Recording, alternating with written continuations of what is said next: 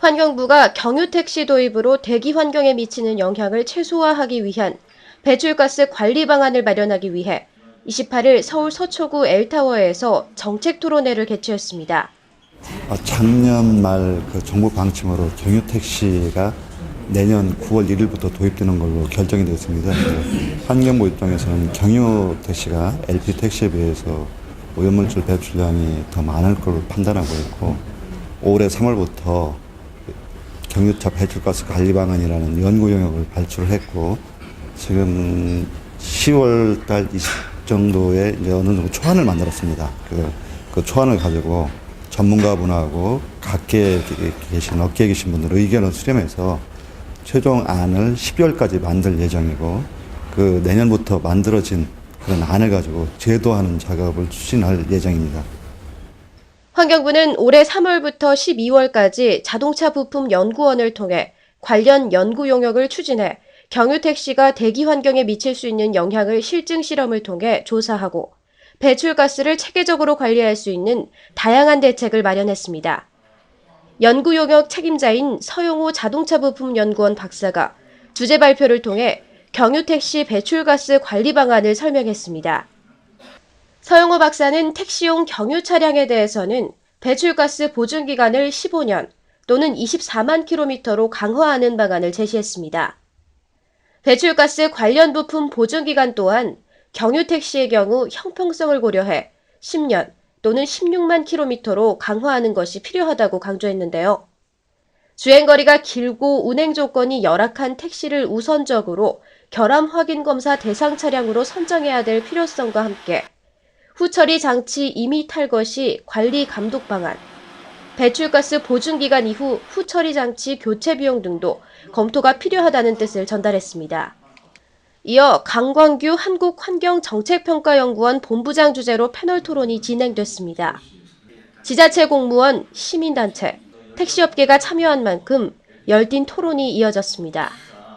정용일 한국기계연구원 친환경 자동차 기술개발 사업단장은 유로6 수준의 경유 차량은 DPF 장착이 필수고 질소 산화물 촉매나 SCR 장치도 사용될 수 있지만 DPF가 손상됐을 때 이를 운전자에게 알리고 즉시 수리, 교환할 수 있는 제도적 방법이 강구돼야 한다고 말했습니다. 현재의 기술로 DPF 수명이 20만 킬로미터를 넘기기 어렵기 때문에 택시의 경우 2, 3회 교환이 불가피하고 180만 원 수준인 교환 비용을 경영 환경이 어려운 택시업계가 부담할 수 있는지, 또 유로6 경유차를 실험한 독일에서도 실도로 주행 시 질소 산화물이 7배나 더 많이 배출되는 문제가 있다고 지적했습니다.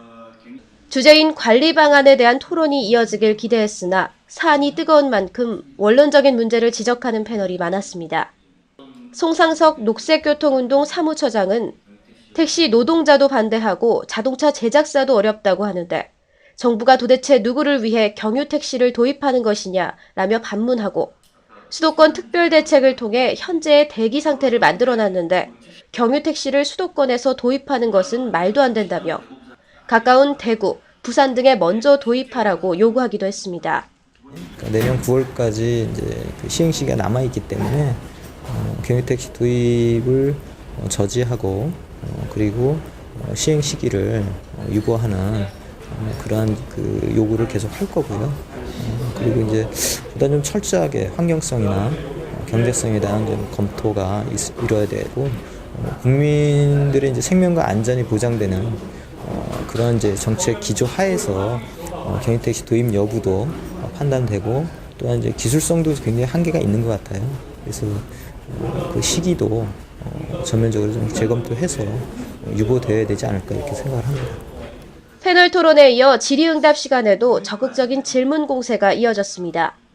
정동수 창원대 메카트로닉스 연구원 박사와 석유업계에서는 유로6 수준의 경유 자동차에 대한 기술성과 환경성 등이 충분히 검토돼 도입 결정이 이루어졌고 경유차에 대해서만 너무 예민하게 질소 산화물 배출 등의 문제를 부각한다는 반론도 제기했습니다. 환경부에서 정말 그 대기질 개선을 수도권 연료 준다 그러면 질소 산화물이 차에만 경유차에만 너무 이렇게 예민하게 하지 말고 정말 그 폭넓게 질소 산화물의 원인을 이렇게 하는 게 좋을 것 같은 생각하고, 그리고 일반 자동차에 비해 주행거리가 길고 매연 후처리 장치 등 배출가스에 대한 사후 관리가 제대로 이루어질 수 있을지 의문이 제기되는 택시에 대해 경유를 허용하는 것은 배출가스 관리에 적지 않은 문제가 발생할 가능성이 크다는 지적이기도 합니다. 강희은 서울시 교통환경과장은 경유택시 도입 자체에 대해 반대를 주장하며 승용차는 주행거리가 짧은 반면 택시는 주행거리가 길고 경영 환경이 어려운 택시업계가 DPF를 교체할 리 없다며 경유택시보다는 전기택시를 보급하는 것이 바람직하다고 덧붙이기도 했습니다. 경유택시에 대한 환경부에서 발표한 관리 방안에 대해 뜨거운 찬반 노론이 있었는데요. 경유택시가 필요한 고효율 친환경 기술이 국내에서 한계가 따르고 있는 것이 사실입니다. 그 기술적 한계를 극복하는 것이 우리의 과제가 될 것이며 이미 경유택시에 대한 법안이 확정된 만큼 차량이 적은 소도시부터 시행하는 것이 대책 방안이 될 수 있을 것입니다. 교통뉴스 이서영입니다.